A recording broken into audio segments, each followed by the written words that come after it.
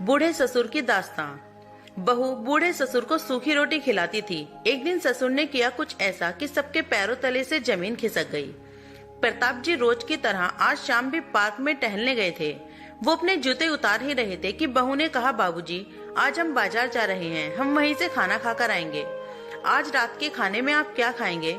रामप्रसाद यह सोचने लगे, आज तो रविवार नहीं है और न ही किसी की शादी है, जरूर किसी पार्टी में जा रहे होंगे। इस उम्र में मुझे क्या करना है? अपने विचारों पर काबू पाते हुए प्रताप जी बोले, ऐसा करो बेटा, मेरे लिए 2 रोटियां बना दो, दूध के साथ रोटियां ही खा लूंगा। वह तुरंत बोल उठी, बाबूजी सुबह जो रोटियां बनाई थी उनमें से 2 रोटियां अभी भी बची हुई हैं। अगर आप बहू ने अपना वाक्य अधूरा ही रहने दिया, लेकिन प्रताप जी अच्छी तरह से समझ गए कि बहू क्या कहना चाहती थी। प्रताप जी सोचने लगे, सुबह की रोटियां खाऊंगा तो गैस हो जाएगी। सुबह भी बहू ने मसाले वाली सब्जी बनाई थी, जिसके चलते अभी तक खट्टी डकारें आ रही हैं। और इस उम्र में पेट को संभालना मतलब किसी भी बिगड़े हुए बच्चे को संभालने से ज्यादा कठिन काम है। बाबूजी बहू से बोले, नहीं बेटा, इस उम्र में सुबह की रोटियां नहीं खा सकता, तुम्हें थोड़ी तकलीफ होगी, लेकिन मेरे लिए 2 ताजी रोटियां बना दो। बहू को बहुत गुस्सा आया। वह गुस्से में ही बड़बड़ाते हुए बोली, अब 2 रोटियां बनाओ या 10, काम तो उतना ही बढ़ेगा।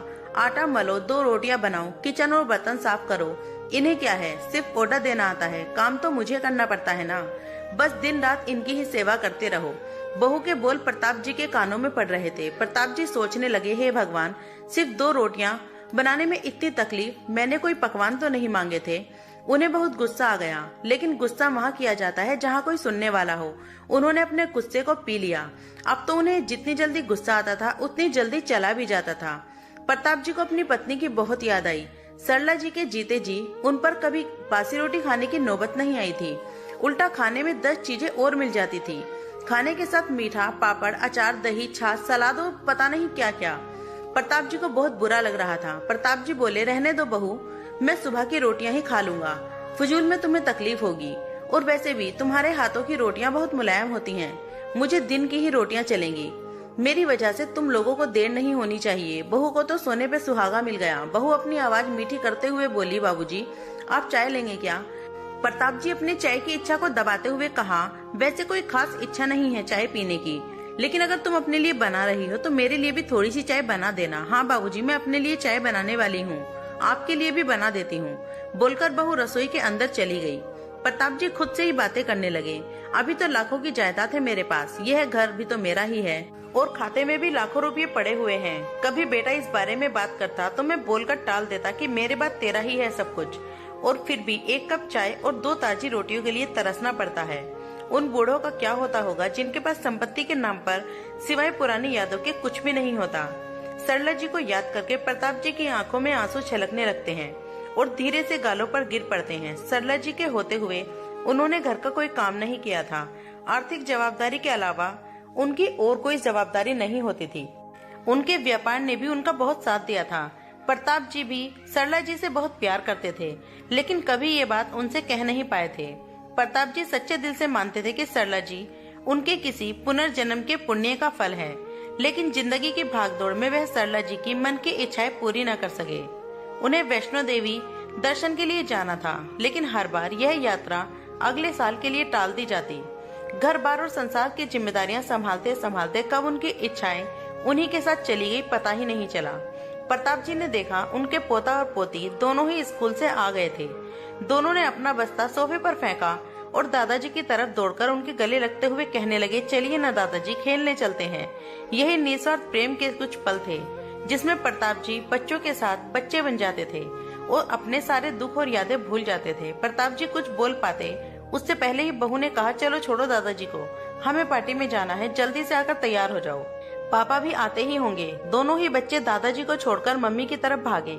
उनकी पोती 8 साल की थी और पोता 4 साल का था। प्रताप जी अपनी सोच में डूबे हुए बालकोनी की तरफ गए। बालकोनी में धीमी धीमी ठंडी हवाएं चल रही थी, जिसने उनका स्वागत किया। बहू उनके लिए चाय लेकर वहीं आ गई, बालकोनी में रखी और अपनी कुर्सी पर बैठकर प्रताप जी घूट घूट करके चाय पीते रहे।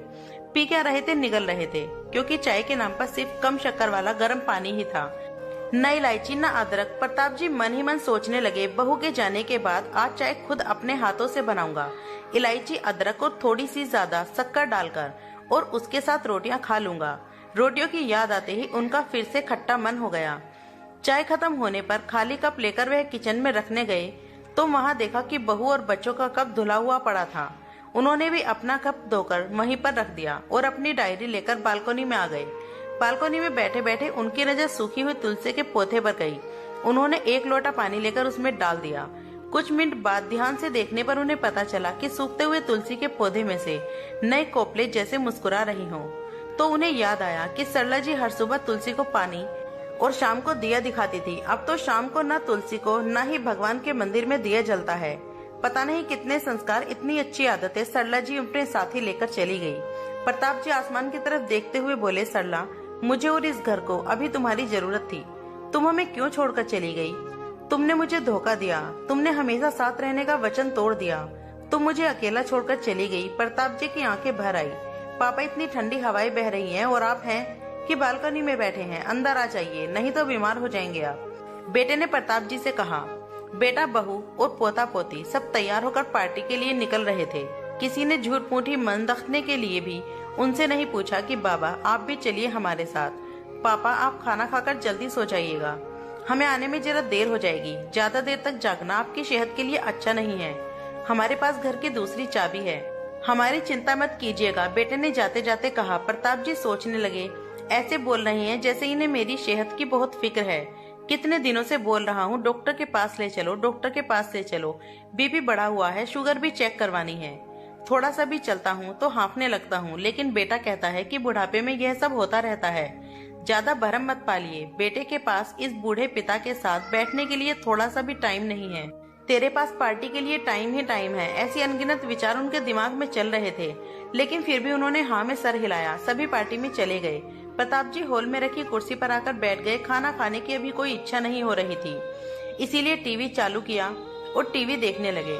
आज वैलेंटाइन डे था, प्यार का दिन, इसीलिए टीवी पर भी उसी के बारे में दिखाया जा रहा था। प्रताप जी की नजरें पास में रखे अपनी पत्नी के फोटो फ्रेम पर गई, जिसने लाल कलर की साड़ी पहनी हुई थी। प्यार तो उन्होंने भी किया था, सरला जी से पूरी जिंदगी किया था, जी जान से किया था, लेकिन कभी बोल ही नहीं पाए कि सरला, मैं तुमसे बहुत प्यार करता हूँ। टीवी पर दिख रहा था कि लोगों ने लाल कपड़े पहन रखे थे, हाथों में लाल फूल के गुच्छे लेकर वे ग्रीटिंग कार्ड्स की खरीदारी कर रहे थे। पता नहीं प्रताप जी के मन में क्या आया, उन्होंने अपने पैसों का बटवा लिया और बाहर की ओर निकल पड़े। सरला जी की यादों में चलते चलते वह एक आइसक्रीम की दुकान के पास पहुँचे। उनका सांस ऊपर नीचे हो रहा था, उनकी सांसों की गति तेज हो गई थी। आइसक्रीम की दुकान के पास पड़ी कुर्सी पर वह आकर बैठ गए। तभी वहाँ पर एक छोटी बच्ची आई जो गुब्बारे बेच रही थी। बच्ची बोली, दादाजी क्या आप गुब्बारे लेंगे? इतने ही बचे हैं, बिक जाएंगे तो जल्दी से घर चली जाऊंगी। प्रताप जी ने देखा 10-12 रंग बिरंगे गुब्बारे थे। उन्हें याद आया कि सरला जी को भी गुब्बारे बहुत पसंद थे, लेकिन अब गुब्बारे लेकर क्या करूँगा। उन्हें बच्ची की आंखों में सच्चाई और आशा दिखने लगी। उन्होंने बटवे में से 300 रुपये निकाले और उस बच्ची को दिए और सारे गुब्बारे खरीद लिए। उन्हें फिर से सरला जी की याद आई कि सरला जी घर से निकलते समय हमेशा थोड़े एक्स्ट्रा पैसे लेकर निकलती थी और किसी न किसी जरूरतमंद की मदद किया करती थी। जब कभी वह टोकते तो वह कहती, हमें भगवान ने लेने वालों की नहीं, देने वालों की लाइन में खड़ा किया है और थोड़े से पैसों के बदले में लाखों की दुआएं मिलती हैं। इसीलिए आप मुझे टोका मत कीजिए। आंखों में आंसुओं के साथ प्रताप जी खड़े हुए और रास्ते के बीचों बीच आए। उन्होंने आसमान की तरफ देखा और अपने हाथों में पड़े गुब्बारे आसमान में छोड़ दिए और चिल्लाकर बोले, सरला, मैं तुमसे बहुत प्यार करता हूँ, मैं तुमसे बहुत प्यार करता हूँ। उनकी सांसों की गति तेज हो गई, उनका शरीर लड़खड़ाया और जमीन पर धड़ से गिर पड़े। आसपास के लोगों को कुछ भी पता चल पाए उससे पहले ही प्रताप जी ने इस मोह माया की दुनिया को अलविदा कह दिया। उन्हें अपनी पत्नी से मिलने की बहुत जल्दी थी। दोस्तों, आपसे एक ही गुजारिश है, अगर आपके घर में कोई बुजुर्ग हैं तो उनको बहुत प्यार और सम्मान दें और उनका ख्याल रखें, क्योंकि वह इसी प्यार और सम्मान के हकदार हैं। दोस्तों, कहानी कैसी लगी कमेंट करके जरूर बताइएगा। कहानी पसंद आए तो वीडियो को लाइक, शेयर, कमेंट और चैनल को सब्सक्राइब करना। वीडियो पूरा देखने के लिए बहुत बहुत शुक्रिया।